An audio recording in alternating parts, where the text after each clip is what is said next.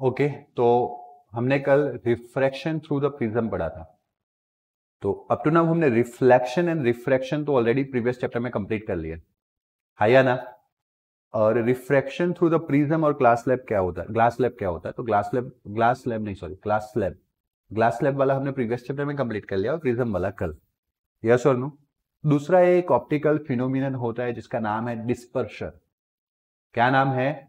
Dispersion of white light by the glass prism. Dispersion मतलब कि colours में divide होना, लाइट का किस में डिवाइड होना? कलर्स में। तो you must have seen an appreciate and ध्यान दो, seen an appreciated specular colours in a rainbow. Yes और नो, है ना। और मानसून चल ही रहा है तो आपने कहीं ना कहीं शायद एक इवेंट क्या बोलते हैं, कभी कभी सडनली आपने देख लिया होगा, मानसून में ऑब्जर्व भी किया होगा।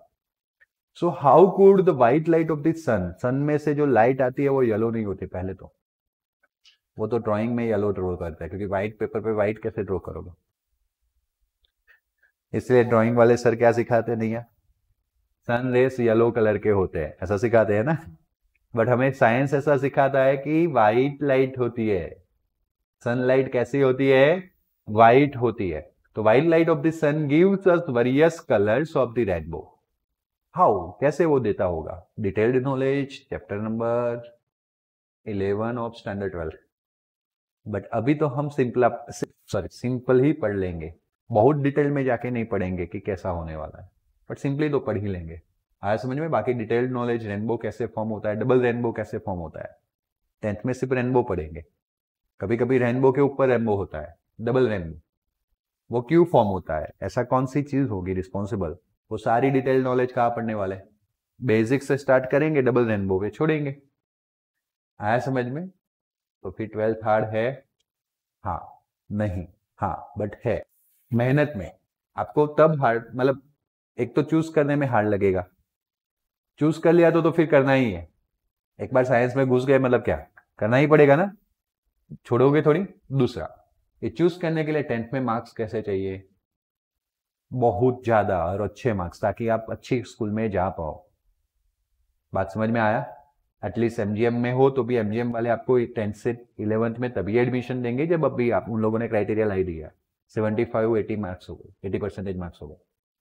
और वीएम वाले भी तब एडमिशन देंगे जब 70 अप हो गए। बट हम 75-80 का टारगेट बनाते हैं, मैथ्स साइंस एंड इंग्लिश तीनों। इसीलिए इंग्लिश पे फोकस करना जरूरी है। एक बार एसएस छूट जाएगा तो चलेगा, बट मैथ्स साइंस और एक बार इंग्लिश के मार्क्स थोड़े कम हो गए तो चलेगा, लेकिन मैथ्स साइंस में 80 अप होने चाहिए। तीनों का मिला के 80 हो, 70 चाहिए लेकिन 80 करना पड़ेगा। आया समझ में? आया ना। और ये कर दिया तो आप भी कॉन्फिडेंस में, आपके पेरेंट्स भी कॉन्फिडेंस में, और एडमिशन भी कहीं जहां चाहोगे वहां मिलेगा। ये तो मैं 2 टाउन्स के स्कूल बता रहा हूँ, आपको बड़ोड़ा में जाके लेना है then also fine. Okay, but सारा काउंसलिंग करेंगे 10 के बाद। वहां जाने से क्या होता है, वहां जाने से क्या होता है, सारा काउंसलिंग करेंगे। आया समझ में? हाँ, you can choose commerce also, arts also, that depends on your hobby. अगर आपको अच्छे भी हो मार्क्स बट फिर भी आपकी हॉबी के हिसाब से कॉमर्स फिट बैठता है, आपके शायद कुछ फैमिली बिजनेस के हिसाब से कॉमर्स फिट बैठता है, तो आप कॉमर्स भी ले सकते हो। अल्टीमेटली किसी भी फील्ड में जाओगे मेहनत तो है। बट अगर आप साइंस ले रहे हो तो ये सारी चीजें रिपीट होने वाली, क्योंकि हम पढ़ कैसे रहे, under the heading of science and technology, तो डेफिनेटली साइंस में तो रिपीट होगी ही होगी। आया समझ में? चलो, तो before take up this question we shall first go back to the refraction of light through a prism. The inclined refracting surface of the glass prism shows the exciting phenomenon. Okay, अभी हमने देखा था ना कि ऐसा prism होता है, तो अगर मैं यहां से लाइट रे इंसिडेंट करता, प्रिज्म नहीं होता तो वो कैसा जाता? स्ट्रेट। कल हमने एक वीडियो भी देखा था, लेकिन उसमें जो लाइट था ना वो ग्रीन कलर का लाइट था, देखा था आपने? सिंपल एक ही कलर का लाइट था, एंड दैट्स वाई ऐसा बैंड दिखने मिला नहीं। बट अगर व्हाइट कलर का लाइट होता है तो white colour is the combination of 7 colour. White colour combination है जुड़े, अलग अलग अलग अलग डिफरेंट डिफरेंट डिफरेंट कौन से कलर के? 7 कलर। विबग्योर पढ़ा होगा आपने, वैसे मैं पढ़ाऊंगा, ये रहा VIBGYOR. Okay, violet, Indigo, blue, green, yellow, orange and red.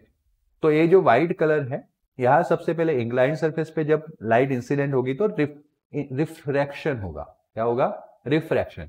But you know that each and every colour, नहीं भी पता है तो आपको ये इंफॉर्मेशन स्टोर करनी है दिमाग में, each and every colour light has a different speed in a glass slab, यानी इनसाइड द प्रिज्म। वैक्यूम में सबकी स्पीड सेम, एयर में सबकी स्पीड सेम, बट जब दूसरे मीडियम में जाते हैं तो उनकी स्पीड क्या हो जाती है? डिफरेंट हो जाती है, चेंज हो जाती है, डिफरेंट डिफरेंट कलर्स की। आया समझ में? और दैट्स वाई इनका जो स्पीड है उसके हिसाब से उनका क्या होगा? डेविएशन। क्या होगा? देखा, जिसका स्पीड ज्यादा है ना बेटा, वो ज्यादा डिस्टेंस ट्रैवल करेगा।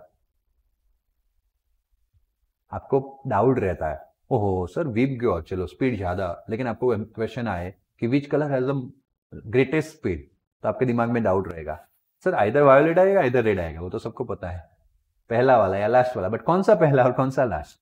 तो आपको ये फिगर याद होनी चाहिए, नीचे से लेके वीप की ओर, नीचे से वी स्टार्ट करना है ऊपर। तो आपने देखा कि सबसे ज्यादा डेविएशन जिसका हो रहा है उसको सबसे ज्यादा डिस्टेंस प्रिज्म में कवर करना पड़ता है। आया समझ में? जिसको ज्यादा डिस्टेंस कवर करना है उसकी स्पीड क्या होनी चाहिए, और जिसको कम डिस्टेंस कवर करना है उसकी स्पीड क्या होनी चाहिए। बात खत्म। याद रह गया कि वायोलेट का स्पीड ज्यादा है किसके कंपेयर में? रेड के कंपेयर में। आया समझ में? और इसलिए वायोलेट का डेविएशन ज्यादा होगा किसके कंपेयर में? रेड। रेड का इतना ही डेविएशन होगा, इसलिए कलर स्प्रेड हो जाएंगे, बाकी सब इन बिटवीन आ जाएगा। वीप ग्योर वायोलेट से रेड की हो जाएंगे तो स्पीड कम होगा, ओके, और डेविएशन भी कम होगा, और इस तरह से बैंड आपको निकल के मिल गए। आया समझ में? तो बस हमें उसको समझना था। तो हमने देखा कि the prism has probably split an incident white light into a band of the colours, not that the colours that appears at the two ends of the colour band. तो अभी हमने देखा एंड पे वायोलेट है और दूसरा कौन सा कलर है? Red colour. What is the sequence of the colour that you see on the screen? तो आपने देखा कि वायोलेट, इंडिगो, पहले वायोलेट के बाजू में थोड़ा सा इंडिगो आएगा, फिर ब्लू आएगा, फिर ग्रीन, येलो, थोड़ा उल्टा जैसा हो गया ऐसा लग रहा है ना, बट कोई बात नहीं, that is the printing error. But हम याद रखेंगे ऑरेंज एंड रेड। बात क्लियर हुआ? सो यहाँ पे लिख के भी दिया है violet, Indigo, blue, green, yellow, orange and red, जिसको आप एक शॉर्ट फॉर्म से याद रख सकते हो, विप ग्योर। कौन से शॉर्ट फॉर्म से याद रखते हो? VIBGYOR will help you remember the sequence of the colour. The band of the coloured components of the light beam is called spectrum. ये जो बैंड क्रिएट हुआ उसको स्पेक्ट्रम बोलेंगे। क्या बोलेंगे? स्पेक्ट्रम। आया समझ में? देखो कितना मस्त वर्ड है spectrum, band of the colours. Yes और नो? वही स्पेक्ट्रम जब 11th में आता है थोड़ा दिक्कत हो जाता है, अरे यार सर स्पेक्ट्रम क्या है, फिर वापस समझाना पड़ता है। ये प्रिज्म वाले में तुम नहीं पढ़े थे, कलर का सेपरेशन और एक पूरा बैंड बना स्पेक्ट्रम। वैसे तो याद रखना कीजिए, क्योंकि ये नया वर्ड है, आज तक साइंस में आपने स्पेक्ट्रम नहीं सुना था, आज सुन लिया। अब इसके साथ दिमाग में स्टोर करना सीखे कि ये जो बैंड ऑफ कलर्स बन के आया उसको हम क्या बोलने वाले? Spectrum. You might not be able to see all the colour separately. कभी कभी ऐसा होता है कि कलर एक दूसरे के अंदर मिक्स होता है, तो आप सेपरेटली कलर देख नहीं पाओगे। सब ने कंप्यूटर के लेक्चर में, कंप्यूटर प्रैक्टिकल के लेक्चर में पेंट खोला होगा, मुझे पता है, और सब ने कलर वाला खोला होगा, तो आपने देखा होगा कि सब कलर मिक्स है। जो पिक करने वाला कलर होता है वो बाय डिफाइंड है, वो वाले नहीं, पता है मोर कलर्स में जाके। हाँ, तो कैसा बैंड एक दूसरे के अंदर मिक्स है, आया ना? लाइकवाइज मिक्सअप में होता है बैंड, तो कभी कुछ कलर सेपरेटली हमें दिखने मिले नहीं। बात क्लियर हो रही है? Yet something make each other colour, sorry, you might not be able to see all the colour separately, something makes each colour distinct from the others. ऐसा तो कुछ हुआ होगा ना कि ये कलर एक दूसरे से सेपरेट हो गए। तो the splitting of the light into its component colour is called a phenomenon. जो व्हाइट लाइट 7 कलर का कॉम्बिनेशन था, वो व्हाइट लाइट जब मैंने प्रिज्म पे इंसिडेंट किया तो एकदम से स्प्लिटिंग हो गया कलर का। The splitting of the colours is known as dispersion. You have seen that white light is dispersed into 7 colors component by a prism. तो एक जैसे रिफ्लेक्शन फिनोमिनन था मिरर के थ्रू, एक रिफ्रैक्शन था। लाइकवाइज यहाँ पे रिफ्रैक्शन के साथ क्या हो रहा है? डिस्पर्शन। रिफ्रैक्शन तो है ही है, बट साथ में क्या हो रहा है? डिस्पर्शन। एक multi colour light combination, white light in short, white light के अपने कलर्स के अंदर सेपरेशन क्रिएट करना, उसको हम बोलते हैं डिस्पर्शन। क्या बोलते हैं? डिस्पर्शन। बात क्लियर हुआ? है या ना? So the splitting of the light into its component color is called dispersion. कभी डेफिनेशन पूछे तो याद रखना है। You have seen that white light is dispersed into 7 color components by a prism. अब क्वेश्चन ऐसा है कि क्यों हमें मिल रहा है, तो ऑलरेडी तो मैंने बात कर ली कि ये जो 7 कलर्स है उनकी स्पीड ग्लास स्लैब के अंदर कैसी होती है, different. Okay, so different colours of the light bend through the different angles. सबसे पहले तो स्पीड अलग होती है, इसलिए मैंने बोला था डेविएशन भी अलग है.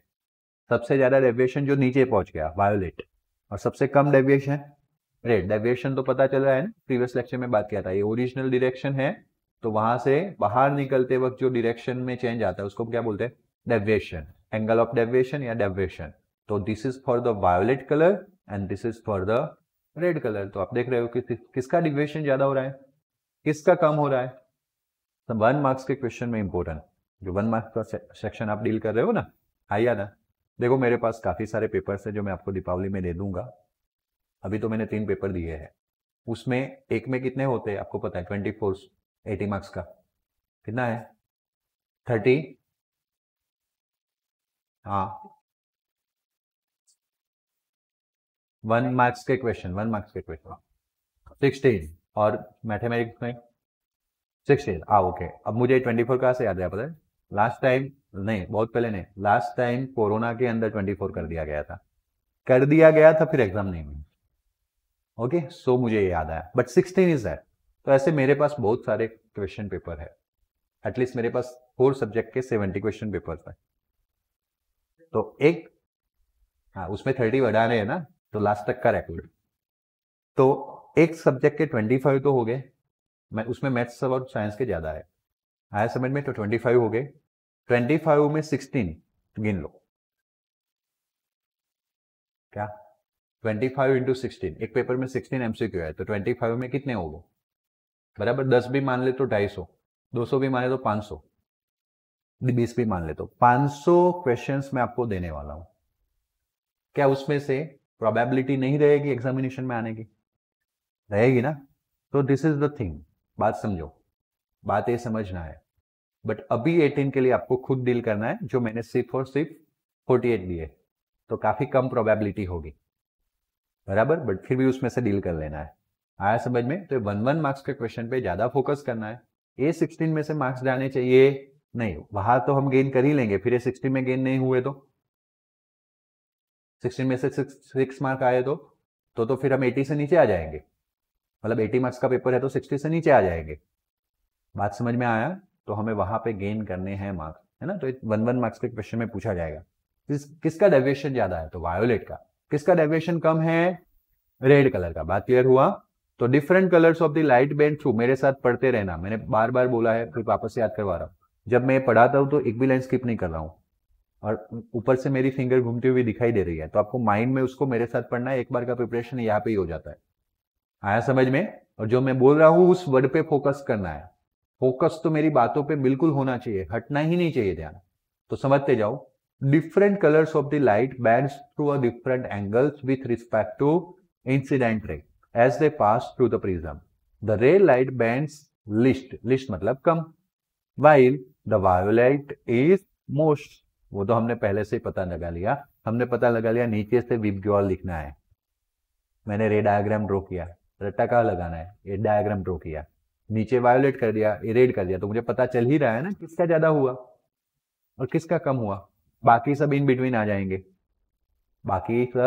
इन बिटवीन आ जाएंगे. आया समझ में. आपको पूछे कि ग्रीन एंड येलो में किसका बेंडिंग ज्यादा होगा, सिंपल सा है, यस वीब ग्योर. तो ग्रीन नीचे है तो उसका बेंडिंग ज्यादा होगा. बात क्लियर हो गई. ऐसे 1000 MCQ भी बना के दे दे, कोई फर्क पड़ने वाला अब नहीं है, क्योंकि हमारे पास कॉन्सेप्ट है. बात समझ में आया ना. 1 मार्क्स के क्वेश्चन में कोई स्टिकनेस नहीं होता है कि यही आना चाहिए. लिसन, इसलिए 500 भी कम है, अपकमिंग बैचेस को 1000 भी मिल सकते हैं. बात समझ में आया. डेफिनेटली, क्योंकि उसमें कोई फिक्स नहीं होती है. जैसे मैंने अभी देखो, जनरली पूछा जाता है वायोलेट एंड रेड से, बट मैंने अभी क्वेश्चन कहां से बनाया, ऐसे तो कितने सारे बना सकते हो आप खुद ब खुद. बात क्लियर हुआ. चलो, बट कॉन्सेप्ट एक ही रहता है ना, कॉन्सेप्ट चेंज हुआ नहीं. चलो. Thus the ray of each color emerge along the different path and thus become distinct. इसलिए जो रे है ना, वो क्या हुआ, अलग अलग पाथ पे से बाहर निकला, क्योंकि डेविएशन चेंज हो गया था. डेविएशन चेंज हो गया तो पाथ निकलने का, बाहर निकलने का भी क्या हो गया, सेपरेट, एंड दैट्स व्हाई आपको बाहर बैंड दिखता है। क्या दिखता है, band. It is the band of distinct colours that we see in a spectrum. अब देखो यहाँ पे जो स्पीड की बात नहीं की गई है वो मैंने 12th की, मैंने स्पीड के बारे में बताया ना, वो मैंने किसके लिए बात कर ली, कहाँ से बता दिया, थोड़ा 12th से। वैसे सर लोग भूल जाते हैं 12th में भी कि स्पीड किसका ज्यादा होगा, वायोलेट का या रेड का। तो सिंपल सा डिस्टेंस है, जिसको ज्यादा, सिंपल सा लॉजिक है, जिसको ज्यादा डिस्टेंस कवर करना है उसको ज्यादा स्पीड चाहिए। तो वायोलेट का स्पीड, रेड का, ओके चलो बात क्लियर हुआ। तो और समझा देता हूं और आगे, रिफ्रैक्टिव इंडेक्स पूछा जाए कि किस लाइट का रिफ्रैक्टिव इंडेक्स ज्यादा है, तो बेटा रिफ्रैक्टिव इंडेक्स का फॉर्मूला पढ़े थे आप, पता है, n=c/v, पढ़ा था कि नहीं। अब जिसका स्पीड ज्यादा होगा उसका रिफ्रैक्टिव इंडेक्स कम, डिनोमिनेटर बढ़ेगा तो वो कम हो जाएगा, पता है ना, रेसिप्रोकल इनवर्सली प्रोपोर्शनलिटी है या ना। तो बोलो किसका स्पीड ज्यादा था तो उसका रिफ्रैक्टिव इंडेक्स क्या होगा, और रेड का कम स्पीड था तो उसका रिफ्रैक्टिव इंडेक्स क्या होगा। अब बीच में इन बिटवीन एडजस्ट कर लेना है, काफी सारे एमसीक्यू बन सकते हैं, इन बिटवीन क्या कर लेना है, एडजस्ट। ग्रीन और येलो में पूछे तो आपको देखना पड़ेगा ग्रीन नीचे स्पीड ज्यादा, इसलिए उसका रिफ्रैक्टिव इंडेक्स कम। एक बार लॉजिक दिमाग में चला गया फिर you can play with it, है ना। चलो गुड। आइजैक न्यूटन बहुत जबरदस्त साइंटिस्ट है, कुछ भी छोड़ा ही नहीं, स्पेस में स्टडी कर लिया, प्रिज्म लाइट का स्टडी कर लिया, और मैकेनिक्स मतलब मोशन का स्टडी तो उन्होंने ही किया। 9th में पढ़े थे आप, लॉ ऑफ मोशंस में पढ़े थे कि नहीं, 11th में वापस पढ़ोगे, ओके चलो। So Isaac Newton was the first to use the glass prism to obtain the spectrum of sunlight. He tried to split the colors of the spectrum of white light and further using the another similar prism. However, he could not get any more colors. Okay, उन्होंने क्या किया कि 2 prism ले लिया। पहले prism से उन्होंने white light को क्या किया, व्हाइट लाइट को पास करके डिफरेंशिएट कर दिया, कलर्स बैंड मिले, है ना। उनको लगा और कलर निकालते हैं तो उन्होंने दूसरा प्रिज्म रखा, ओके, बट उल्टा वाला अभी फिगर नहीं देखना है। उन्होंने दूसरा प्रिज्म रखा लाइक दिस, ये पहला prism and then second prism. तो देखो उन्होंने क्या किया, he tried to split colours of the spectrum of white light further by using another similar prism, but he could not get any more. उनको तो ऐसा था, अरे एक व्हाइट लाइट में से 7 कलर मिल रहे, तो मुझे थोड़ा मैथमेटिक्स आता है, एक में से 7, दूसरे 7 में से 7 7 49 कलर्स मिल जाएंगे, but it is not like that. उनको ऐसा मिला नहीं। तो उन्होंने क्या किया पता है, जब हमें जो चाहिए वो चीज मिलती नहीं है ना, तो हम करते हैं इसको ऐसा रखो, इसको उल्टा करके देख लो एक बार, कहते शायद मिल जाए। तो जब उन्होंने उसको उल्टा किया ना तो उनको व्हाइट लाइट वापस मिल गया। जब उन्होंने उल्टा किया तो उनको कौन सा लाइट मिल गया, देन ही कंक्लूड। तब मेन बात तो ये होती है, एक्सपेरिमेंट तो सब देखते हैं, सब कर सकते हैं, कंक्लूजन एक रूल बनाना और देना। तो उन्होंने कंक्लूड किया कि व्हाइट लाइट के अंदर सिर्फ 7 कलर्स है। हाँ ज्यादा मत ढूंढो, मैंने ट्राई कर लिया है। तो when white light separated then we will get the 7 colour band, and when we will combine this 7 colour band then again we will get white light. आया समझ में। He then placed the second identical prism, identical मतलब same prism होना चाहिए, prism angle same होना चाहिए, material भी same होना चाहिए। आया समझ में। इन्वर्टेड पोजीशन, देखो इन्वर्टेड है ना, ये सीधा था और ये उल्टा है, आया ना। Then with respect to the first prism, then as shown in a figure, this allow all the colors of the spectrum passes through second prism. He found beam of white light emerging from the another side of the second prism, and this observation gave Newton idea that sunlight is made of the 7 color। ज्यादा नहीं है, सिर्फ कितने colours है, 7 colour. बात clear हुआ। और this is the rainbow. देखो रेनबो में हार्डली 2-3 कलर दिखते हैं अच्छे से, बाकी ज्यादा नहीं दिखते हैं। जिसका कलर सब प्रेजेंट होते हैं, बट जिसका इंटेंसिटी ज्यादा ना वो दिखता है। दूसरा वो कलर्स आपके आइज तक आते आते स्प्रेड हो जाते हैं, हम पढ़ने वाले आगे जाके, है ना। स्काई ब्लू क्यों दिखता है, उसका रीजन पढ़ने वाले हैं। बात क्लियर हुआ। तो कलर स्प्रेड हो जाते हैं, जो कलर स्प्रेड नहीं होते वो दिख जाते हैं। तो रेड तो पहले ही दिख जाएगा, क्योंकि रेड जनरली स्प्रेड नहीं होता है, दैट्स व्हाई डेंजरस सिंबल में रेड यूज करते हैं। व्हाइट की हेडलाइट होती है रेड, पीछे की हेडलाइट नहीं, sorry tail light, tail light. Headlight तो येलो होती है, या अभी तो वो व्हाइट भी आ गई है, ब्लू कलर का लाइट आ गया ना व्हाइट कलर का। चलो, बट टेल लाइट जो होती है वो रेड होता है, क्यों? ताकि दिखे, दूर से भी दिख जाए कि कोई व्हीकल्स जा रहा है। यस और नो? This observation gives a Newton's idea that sunlight is made of the how much colour? 7. Anything that gives the spectrum similar to the sunlight is often referred as which light? Sunlight तो white light है ही है, वैसे कोई भी light जब 7 colours में spread किया जाता है या स्प्रेड होकर डिस्पर्स होकर 7 कलर्स देता है, तो वो लाइट कौन सी लाइट होगी? White light. बात क्लियर हुआ? कंफर्म?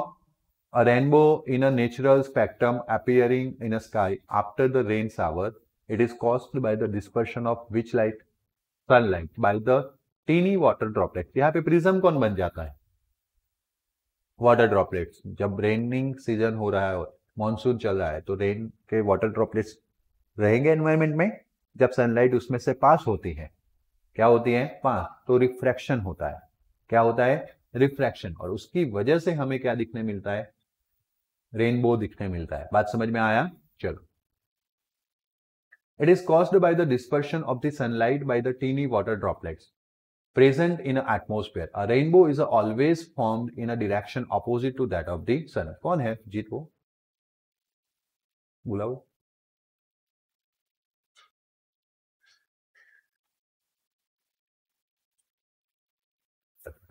बता रहे।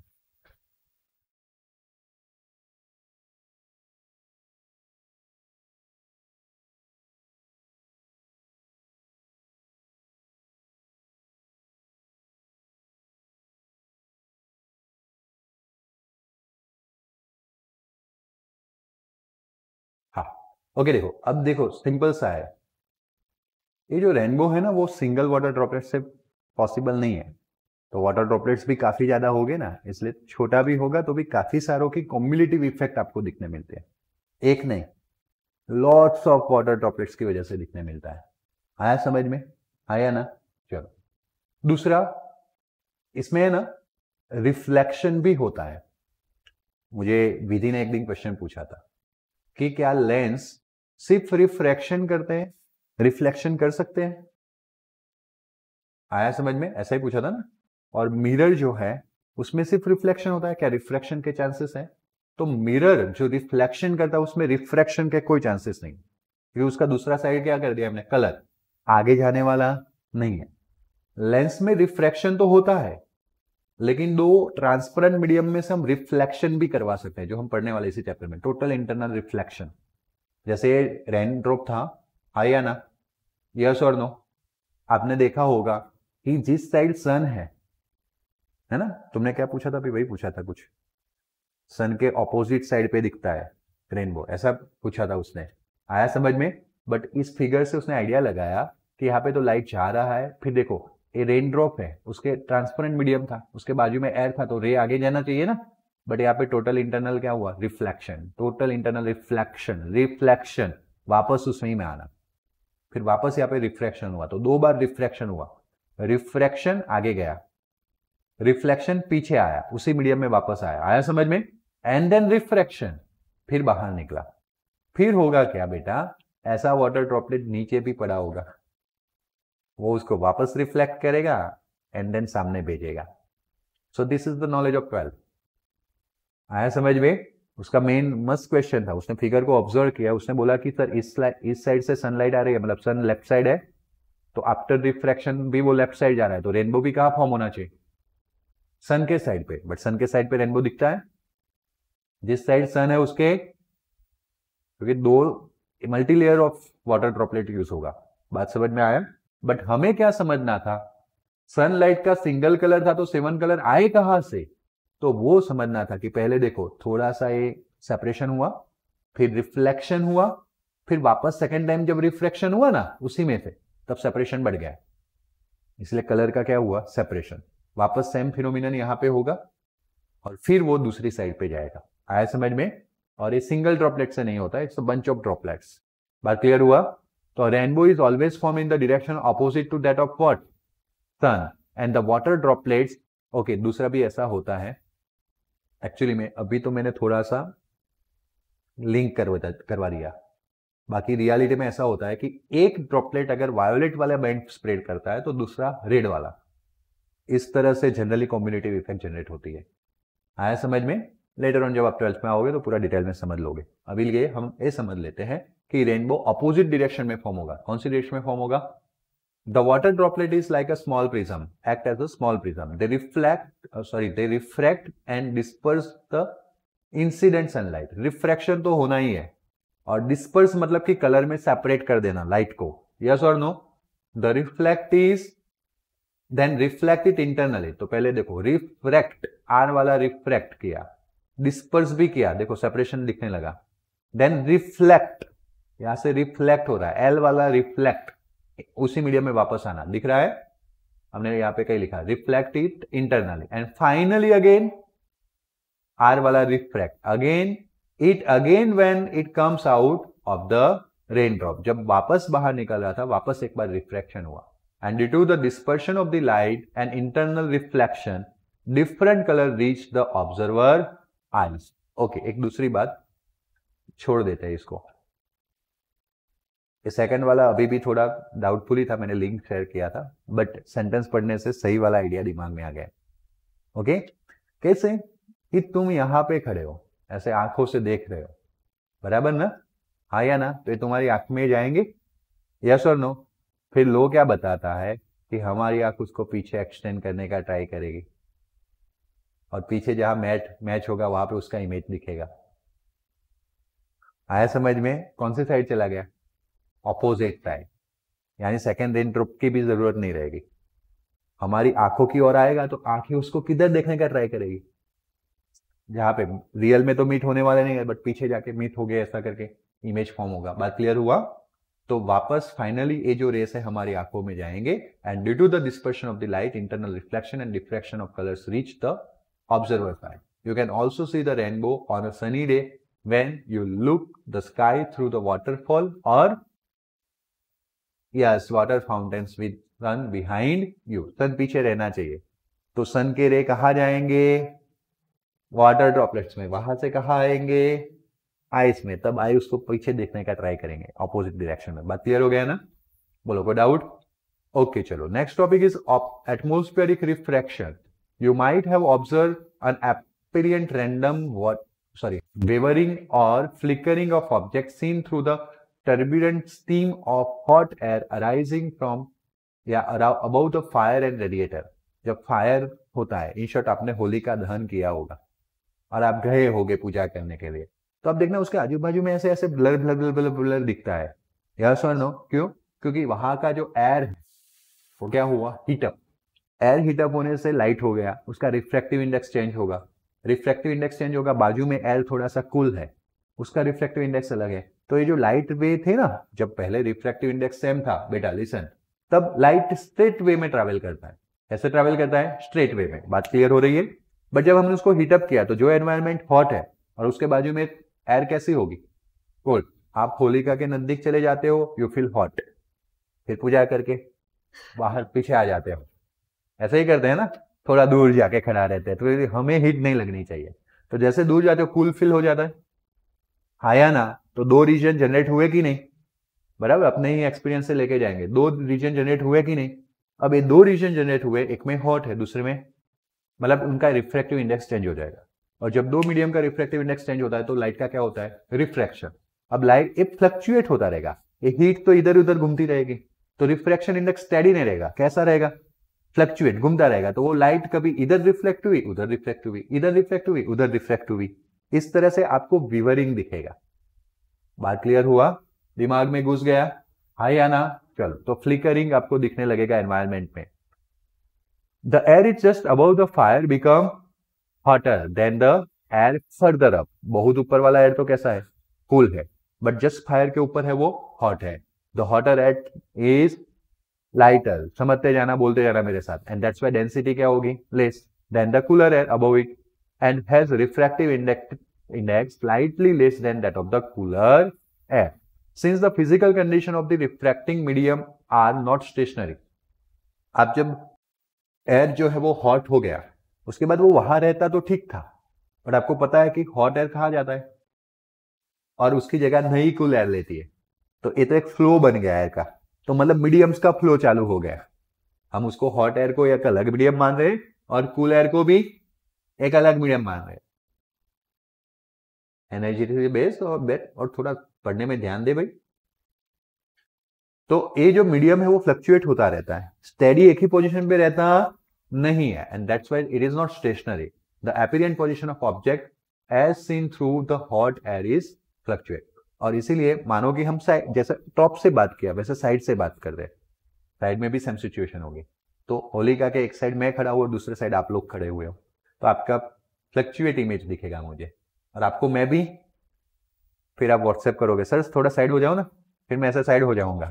तो सर अब क्लियर है, होता है कि नहीं? क्योंकि भाई व्हाट्सएप अभी बहुत ऐड चला रहा है, सीक्रेट मैसेज बहुत ऐड चला रहा है। मैं टीवी में जाता हूँ, 5 मिनट का टाइम मिलता है, वही ऐड चलता रहता है। मुझे ज़्यादा टीवी देखने का टाइम मिलता नहीं है, ना मैं हैबिटेट हूँ। ओके, ज़्यादातर हैबिटेट हूँ तो सबके लिए 2-3 तारक मेहता देख लिया तो ठीक, वो भी अभी तो नहीं देख रहा हूँ। But the thing is what, कि मैं ज़्यादा हैबिटेट नहीं हूँ, ज़्यादा हैबिट अच्छी नहीं है। टीवी मैंने खरीद के रखा है बड़ा सा, लेकिन दूसरों के लिए, अपने लिए नहीं। क्योंकि अपना टाइम ऐसा है, देखो 24 आवर्स में से 20 आवर्स खुद के लिए यूज करो, बात खत्म। दुनिया के झमेले में मत पड़ो, जितना पढ़ोगे हेडेक होगा। हेडेक का कोई बीमारी, मतलब उस बीमारी का कोई इलाज नहीं है, समझ में आया? उससे अच्छा है ना अपने लिए काम करें, बराबर। इसलिए आपके स्टूडेंट्स लाइफ में अभी आपका काम है पढ़ना, maximum time gives to study. But अगर हाँ कभी कभी हम चीजों को देख भी लेते तो ऑब्जर्व करना सीख जाओ। हाँ ऐसा आया था, ओके याद रखो, ये ऐड आ गई थी, याद रखो कहीं जरूरत पड़ जाए। बात समझ में आया? चीजों को क्या करना स्टार्ट करो, observe. That is the scientific approach. As a science student से ऑब्जर्वेशन आपके अंदर होना चाहिए। कभी ना कभी हमने होलिका दहन में ऑब्जर्व किया होगा, तो आज कितना इजिली पढ़ पा रहे हैं। पता नहीं कौन सी चीज कहाँ पे काम आ जाए। बात क्लियर हुई? आया ना? Okay, the apparent position of object is as seen through the hot air fluctuates, and the wearing and thus the effect of atmospheric refraction of light through the which atmosphere, Earth atmosphere on the small scale in our local environment. Twinkling of the star is again similar phenomenon but much larger scale. क्योंकि star तो बहुत दूर होते, तो कितने सारे environment के layer में से, एनवायरमेंट तो है ही है, उसके बाहर भी वैक्यूम है, काफी सारे लेयर्स में से पास होगा। और खास करके एनवायरमेंट में भी कितने सारे लेयर्स होते हैं, स्ट्रेटोस्फीयर, टॉपोस्फीयर, स्ट्रेटोस्फीयर, आयनोस्फीयर, यस और नो। अब एस्फीयर भी तो फ्लक्चुएट होते रहते होगे ना, एक अपनी पोजीशन चेंज करते रहते होगे ना। तो ऐसे लेयर में से जब लाइट, स्टार का लाइट पास होके आएगा, तो वो लाइट एकदम स्ट्रेडी डायरेक्शन में नहीं होगा, हमें थोड़ा फ्लक्चुएट होता लगेगा।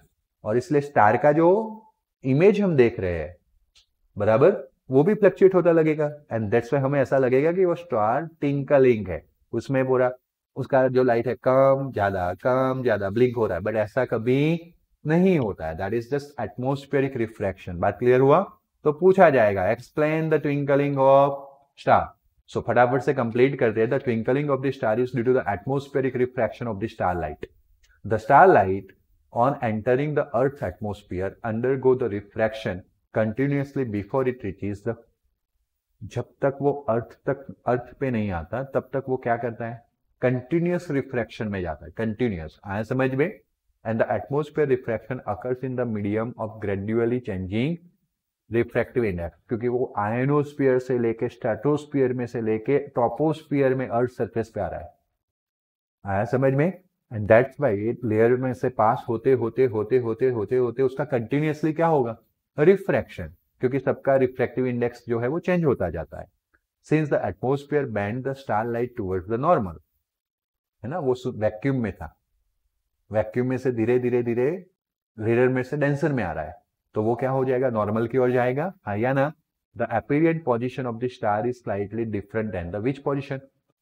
एक्चुअल लाइट ऐसे बैंड होके होके होके होके होके कर्वेचर होके ऐसे, ये किसी के हाथ कोई है आपके जैसा और मेरे जैसा जो देख रहा है स्टार को, उसके आंख में जा रहा है, यस और नो? बट हमारी आंख में जो एक्चुअल पाथ है ना, वो आंख जो है उसको फॉलो नहीं करती है। आंख या लेंस या मिरर ऐसा समझते कि लाइट स्ट्रेट लाइन में आया, तो जब आंख उसको पीछे एक्सटेंड करेगी तो उसको यहाँ पे स्टार दिखेगा। आया समझ में? तो एक्चुअली में रियल पोजीशन और एक्चुअल पोजीशन सेम नहीं है, मतलब रियल और जो हमने देखा इमेज में वो पोजीशन सेम, अपीरियंट पोजीशन यहाँ पे आएगा और रियल पोजीशन यहाँ पे होगा। क्यों? क्योंकि एनवायरनमेंट में जैसे नीचे जाते हैं, मतलब कि जैसे वैक्यूम से लेके आयनोस्फीयर से लेके स्ट्रेटोस्फीयर से लेके ट्रोपोस्फीयर में आते रिफ्रैक्टिव इंडेक्स इंक्रीज होता है। क्या होता है? Increase. Rarer to denser medium, and that's why हमने बोला बैंड होता है। क्या होता है? बैंड। बोलो कोई डाउट? अब यहाँ पे एपीरियंट मिली तो चलो कोई बात नहीं, यहाँ पे स्टडी दिखना चाहिए ना, तो दिखना चाहिए, बट प्रॉब्लम क्या है कि ये जो रिफ्रैक्टिव इंडेक्स है वो वेरिएबल है। जैसे आपने फायर वाली बात की, वैसे भी यहाँ पे एयर का फ्लो होता रहेगा ना इधर उधर, तो ये इतना ज्यादा नहीं होगा, लेकिन उधर उधर तो होता रहेगा ना। तो ये जो इमेज है ना, ऐसे ऐसे ऐसे ब्लिंक साइड साइड साइड होती रहेगी, और इसीलिए वो जो साइनिंग है वो ऐसे स्लाइड स्लाइड होती रहेगी, तो हमें लगेगा स्टार क्या कर रहा है? ट्विंकल कर रहा है, ब्लिंक हो रहा है। बात क्लियर हो रही है? Okay. The star appearance slightly higher, देखो एक्चुअली था नीचे, बट कैसा दिख रहा है? ऊपर की ओर दिख रहा है, स्लाइटली हायर। ओके, तो the star appearance slightly higher than the actual position when viewed from the near horizon. Further, this apparent position of the star is not stationary but keeps the changing slightly, since physical conditions of the Earth atmosphere are not stationary, as was the case in the previous paragraph. जैसे मैंने पीछे देखा hot air वाला. Since stars are very distant, they approximately point-sized source of the light. बहुत दूर है, इसलिए कैसे दिख रहे हैं? हाँ, अगर सन जैसे लकी होते, सन भी एक स्टार है, लेकिन वो अर्थ से काफी नजदीक है, इसलिए हमें थोड़ा बड़ा दिखता है। यस और नो? बाकी सब स्टार जैसा ही दिखता, छोटा वाला, बट अच्छा है कि नजदीक है तो सन एनर्जी मिल रही है, दूर चला जाता तो एनर्जी नहीं मिलती। बराबर? As path of ray of light coming from the star goes on veering slightly, the apparent position of the star fluctuates and amount of this starlight entering to the eye flickers and the star something appears brighter and sometime it is fainter, and इससे brighter fainter twinkling हो जाएगा। कौन सा effect हो जाएगा? Twinkling. तो sir planets क्यों twinkle नहीं करते? बिकॉज प्लैनेट के पास लाइट, उनका लाइट रिफ्लेक्शन वाला है, दिख तो जाते हैं ना कभी कभी। सर लाइट नहीं है तो दिख कैसे जाते हैं? वो कभी मार्स दिख जाता है, वेनस दिख जाता है, पेपर में आता है, हमने कभी देखा नहीं, पेपर वालों को ही दिखता है। हाँ, क्योंकि कुछ इंस्ट्रूमेंट्स भी चाहिए उसको देखने के लिए। कभी कभी नेक्ड आई दिखते हैं, बाकी टेलीस्कोप इज रिक्वायर्ड। यस और नो? तो वो रिफ्लेक्शन वाला लाइट है, स्टार का खुद का लाइट है। ओके, तो the planets are much closer. दूसरी बात, स्टार तो बहुत दूर थे तो फ्लक्चुएशन के चांसेस बढ़ जाएंगे, बट प्लैनेट्स कहाँ है? Much closer then the earth. अगर क्लोजर हो गए तभी तो दिखने वाले, जो नहीं है उनके बारे में तो छोड़ दो, वो तो दिख ही नहीं रहे, उनका तो रिफ्लेक्शन लाइट भी नहीं आ रहा है। बात क्लियर हो रही है? Okay, thus seen as a extended source, वो स्टार पॉइंट सोर्स बन जाता था। आया समझ में? और ये जो प्लैनेट्स है वो बड़े हैं, तो उसमें से जो रिफ्लेक्शन ऑफ लाइट हो रहा है वो एक्सटेंडेड सोर्स, बड़ा सोर्स बन जाएगा। कैसा सोर्स बनेगा? बड़ा। बात क्लियर हुआ? हाँ या ना? ओके, कभी आपने कोई एक्सपीरियंस किया है? मानो कि पहले छोटे छोटे बल्ब आते थे, बराबर? अब उस बल्ब के सामने देखते हैं ना, आपको ऐसे स्टार जैसा थोड़ा दिखता था आजू बाजू में। जब आप ट्यूबलाइट के सामने देखते हो ना, ऐसा कुछ नहीं दिखेगा, क्योंकि वो बल्ब, जो छोटा बल्ब है, वो कैसे वर्क कर रहा है? पॉइंट जैसे, पॉइंट ऑब्जेक्ट। तो उसके आजू बाजू में से थोड़ा अपने को ऐसा फील होगा कि एक स्फीयर जैसा बन रहा है या स्टार जैसा इमेज बन रहा है। छोटे बल्ब को देखने का ट्राई कीजिएगा, सीरीज के बल्ब को देखने का ट्राई कीजिएगा, तो आपको आजू बाजू में एक अलग से लेयर लगेगा। आया समझ में? बट वही सेम फीलिंग हमें ट्यूबलाइट को देखने से नहीं आएगी, क्योंकि वो तो पॉइंट सोर्स था। ट्यूबलाइट कौन सा सोर्स है? एक्सटेंडेड सोर्स, बड़ा सोर्स है। छोटी छोटी इफेक्ट जो हुई थी ना, क्रिएट तो हुई थी, बट एक दूसरे में मर्ज हो गई, तो दिखने मिल रहा नहीं है। तो प्लैनेट में भी ऐसा हो रहा है। Planet is a extended source. If we consider planet as a collection of large number of point-sized source of light, total variation amount in the light entering our eye fall on an individual point-sized source will be average out 0. अब उसको मान तो लेते हम 1000 points का source है suppose, तो कुछ 50 पॉइंट फेंटर हुए होंगे, तो सामने 50 पॉइंट ब्राइट हो गए होंगे। बाद में कुछ पॉइंट्स अगेन जो ब्राइट थे वो फेंटर हो गए, तो जो फेंटर थे वो क्या हो गए? मतलब ऑलमोस्ट हमारे आइस में जो लाइट आ रहा है वो सेम आ रहा है, एवरेज 0 हो जा रहा है। जितना किसी में बढ़ रहा है तो कुछ पॉइंट्स में क्या कर रहा है? डिक्रीज। बट वो वाला तो एक ही पॉइंट था, तेरा पढ़ने में बिल्कुल ध्यान नहीं है। क्यों? वो पॉइंट सोर्स था, स्टार एक पॉइंट सोर्स था, और पॉइंट में तो एक ही पॉइंट था, तो वो ही ब्राइट होगा या वही फेंटर होगा तो तुरंत पकड़ में आ जाएगा। जब कॉम्बिनेशंस था तो पकड़ में नहीं आएगा, मिक्स एवरेज इफेक्ट आ जाएगा। बात क्लियर हुआ? And thereby nullifying the twinkling effect, इसलिए एक दूसरे की ट्विंकलिंग इफेक्ट को क्या कर सकते हैं, नलिफाई कर सकते हैं। एक लास्ट पोर्शन पढ़ लेते हैं, then scattering of light next lecture में पढ़ेंगे। Advance in a sunrise and delay in sunset. Similar way, मानो कि अर्थ है, अर्थ के ऊपर कोई है, एनवायरमेंट डेफिनेटली इससे बहुत ज्यादा होगा, लेकिन अभी उसके सिर को टच करके जा रहा है। ओके चलो, in short a layer environment का हो गया। यहां से सन यहाँ पे था एक्चुअली में। सन जब होरिजिन पे आता है, होरिजिन यानी कि क्या, अर्थ सरफेस का ये अर्थ सरफेस से पास होता हुआ लाइन, इसको होरिजन बोलते हैं, बराबर। अब होरिजन से ऊपर आना मतलब सनराइज, होरिजन से डाउन जाना मतलब सनसेट। सनराइज के लिए समझ लेते हैं, सनसेट खुद समझ सकते हो, मैं समझा दूंगा वैसे इसी फिगर में से। मानो कि ऊपर आ रहा है तो सनराइज की बात हो रही है, बट वो अभी होरिजिन से है कहाँ, नीचे। बट उसका लाइट देखो, वैक्यूम था तब तक स्ट्रेट लाइन, मैं ये देखूंगा फिगर में, या कोई भी सर देखेंगे, यहां से सीधा कर्वेचर मारना स्टार्ट नहीं करना है। जब वैक्यूम था तब तक कैसा, स्ट्रेट लाइन। ओके, मेरी लाइन कट कर देता हूं ताकि आपको समझ में आए। दिख रहा है, यहां से लेके यहां तक का कैसा लाइन, स्ट्रेट। जैसे एनवायरमेंट में एंटर हुआ, continuous changing refractive index medium, यानी कंटिन्यूअसली बैंड होता जाएगा। और बैंड होके किसके आई में गया, ऑब्जर्वर। ऑब्जर्वर दो तो कुछ पता नहीं कैसे आया, उसको तो सीधा देखना है, तो वो उसको सीधा ऐसे भेजेगा। तो आपको सन का इमेज यहाँ पे दिखेगा, एपिरियंट इमेज, जस्ट लाइक स्टार। बाकी स्टार होते नीचे, एपिरियंट इमेज कहाँ दिखता था, ऊपर। तो सन भी है नीचे, दिखा रहा है, मतलब सन अभी भी ओरिजिन के नीचे है, लेकिन आपको लगा सन राइज हो गया है। आया समझ में, हाँ या ना? लाइकवाइज अगर मान लो कि लाइकवाइज ये सन नीचे जा रहा था, ऑलरेडी सन नीचे पहुंच गया ओरिजिन के नीचे, सनसेट ऑलरेडी हो चुका है, लेकिन आपको अभी कहां दिख रहा है, मतलब यू फील कि अभी तो सनसेट हुआ। बात समझ में आया? इसलिए सनराइज होने से पहले सनराइज दिखता है, और एक्चुअली सनसेट होने के बाद भी सनसेट दिखता है। आया समझ में? तो 2 मिनट पहले दिख जाता है, साइंस ने प्रूव भी कर लिया है, टाइम प्रूव हो गया। 2 मिनट्स पहले दिख जाता है और 2 मिनट्स बाद भी दिखता है, मतलब टोटल 4 मिनट्स का डे इंक्रीज हो जाता है। अगर हम डे को क्या माने, वो बोलते ना पुराने में लोग, जब उजाला आता है डे चालू, सनलाइट आती है डे चालू, सनलाइट गई मतलब डे खत्म। उस डे स्पान को माने तो 4 मिनट्स का ज्यादा होता है एक्चुअल से। बात क्लियर हुआ? पढ़ लो। Sun is visible about 2 minutes before then the actual sunrise and about 2 minutes after the, तो पूरे डे में सन डे कितना इंक्रीज हुआ, 4 मिनट। एक्चुअल डे से 4 मिनट ज्यादा दिखेगा, क्यों? सनलाइट से ध्यान दे तो, सनलाइट से समझे तो। The actual sunrise we mean the actual crossing of horizon by the sun, but figure में हमने देखा कि actual and apparent position of sun with respect to horizon, and the time difference between the actual sunset and apparent sunset is about how much minute, क्योंकि ये यहाँ पे होगा but ऊपर दिखेगा, तो जब वो होरिजन पे आए तब तक को काफी मतलब ऊपर चला गया होगा, वो 2 मिनट जल्दी चलेगा, 2 मिनट बाकी होगा तब से ओरिजिन पे दिख जाएगा, ऐसा भी समझ सकते हो। आया समझ में? The apparent flattering of the sun's disc and sunrise at the sunrise and sunset is also due to the same phenomenon. आप सनसेट एंड सनराइज देखने के लिए पॉइंट पे जाते होगे, माउंटेन्स पॉइंट्स पे, बीचेस पे, यस और नो, तो आपको एक फेंटनेस दिखने मिलेगा, सन एकदम सा अलग कलर में दिखेगा सनराइज एंड सनसेट के टाइम में। आया समझ में?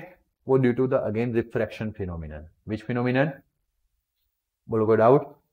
रियल में जब दिखता है ना दोपहर में तो येलो दिखता है, और वो रेड टाइप्स का हो जाता है, ऑरेंज टाइप का हो जाता है जब आप सनसेट में देखने जाते हो, या थोड़ा सा रेडनेस आ जाता है, यस और नो? क्योंकि वो सही है ही नहीं, जो आप देख रहे हो ये डूब रहा है, वो तो उसका इमेज डूब रहा है, वो तो कब का डूब गया था।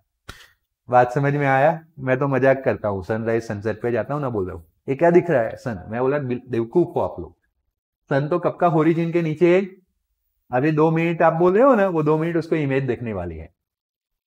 क्या दिखने वाली है? इमेज, इसलिए कलर उसका चेंज हो जाता है। अब थोड़ा सा आप जब भी ऐसे पॉइंट पे जाओ, पूरा ऑब्जर्वेशन करना कि सन ने क्या पढ़ाया था और क्या ऐसा कुछ हो रहा। पहले दिखता है ना, वो सिर्फ देखना, सनराइज दिखता है ना, वो 5 या 10 मिनट का खेल होता है। पहले इधर ऊपर दिखता है और तुरंत से डूब के नीचे चला जाता है, इतना जल्दी नहीं गया वो इमेज। क्या हुआ था? इमेज। ओके, और जब वो नीचे डूबका जाता है तब उसका कलर चेंज हो जाता है, got it? And that is due to the refraction of light. बात क्लियर हुआ? मिलते हैं नेक्स्ट सेक्शन में। Good bye, take care, thank you.